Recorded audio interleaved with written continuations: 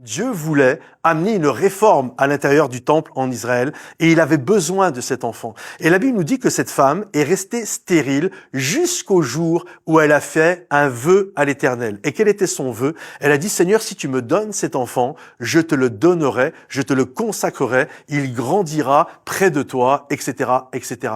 Et la Bible nous dit que Élie va venir, il va la voir un petit peu les lèvres qui bougent, sur le coup il va croire même qu'elle a bu, ils étaient tellement pervertis dans cette famille, et il va confondre une femme qui pleure avec une femme soûle, et c'est quand même assez différent. Et il va lui dire, quand elle va lui expliquer son histoire, il va lui dire, l'année prochaine, à cette époque-ci, tu auras un enfant.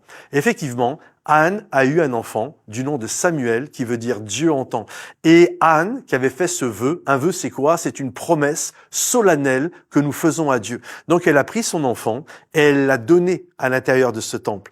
Et bien sûr, Samuel a été protégé par Dieu, et comme quoi on peut grandir dans un milieu complètement corrompu en restant un homme et une femme intègres. Ça a été le cas de Samuel. Et Samuel a amené une grande réforme en Israël. Ça a été un prophète extraordinaire, celui qui a oint le futur roi David, l'homme selon le cœur de Dieu. Il a eu un rôle prépondérant dans toute la parole de Dieu.